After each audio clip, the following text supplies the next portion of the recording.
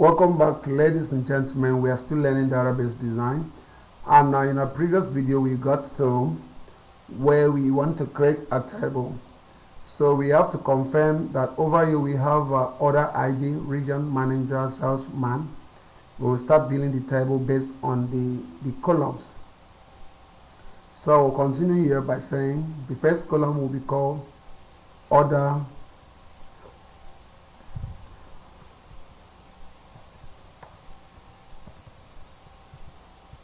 ID. Order ID will be stored in integer. Now you will type stuff like this: not null, primary key, auto increment. Once you type AU in small letters, you just press enter. It's gonna give you the rest. I will explain this in the course of the class. The next column is called what? Next column here is region. The region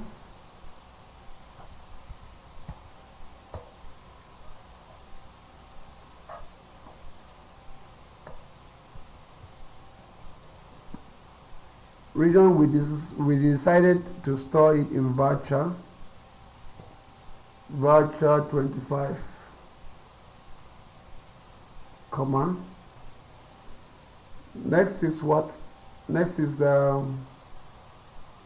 manager. Manager will follow the same thing as varchar, so you just need to copy everything here to just be pasting it.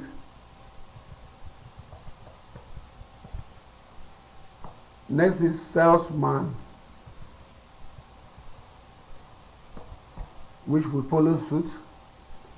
What else do we have after salesman? We have item unit. So the next thing is item. Then we have units.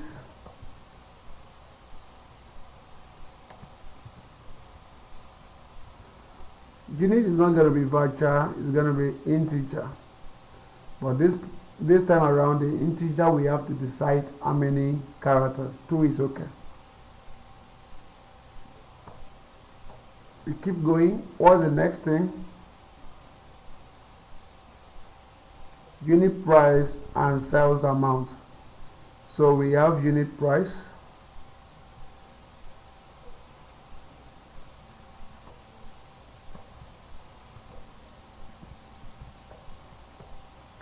They don't have to be space. Note there is no space. I said this could be int, this could be decimal. When we type decimal, we open bracket, put 11 and 0. Okay. Then we have our sales amount, which could be the same thing here.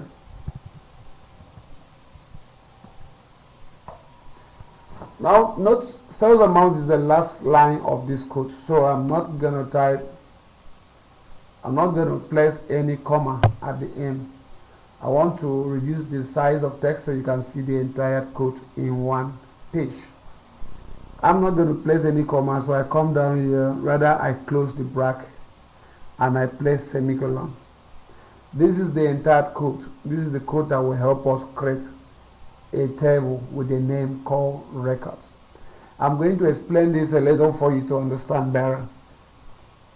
We say create a table, then call it record, and we open bracket to describe the properties of this table we are about to create. The table will have the first column, which will be called order ID. On this column, we will store only only numeric values. That's why we use integer. Integer means store only numbers.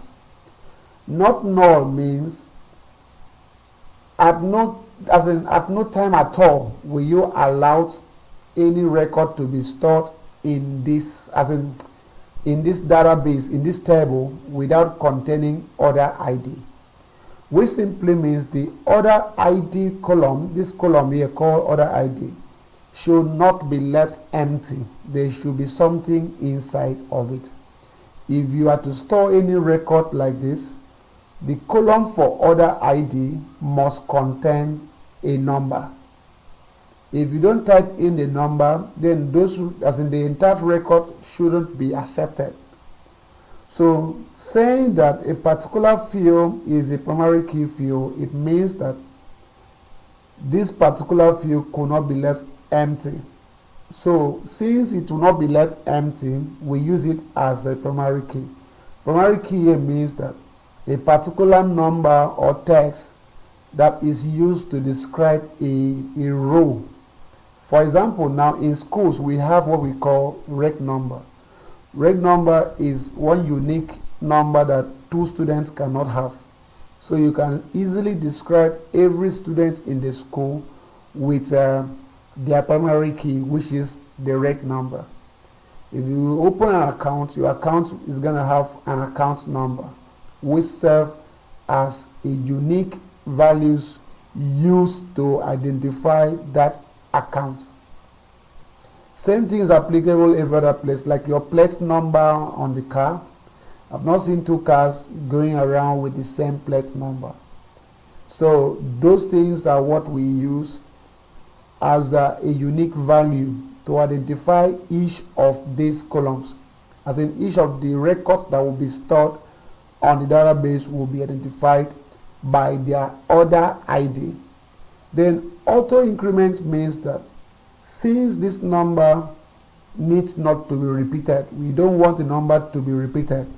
So assuming you give the first order number 5, you cannot give the second order number 5 again. It has to be number 6 or 7, and it should be in ascending order. So that's why we choose auto increment. Coming to the second line, second column will be called region, and the region will be stored in varchar.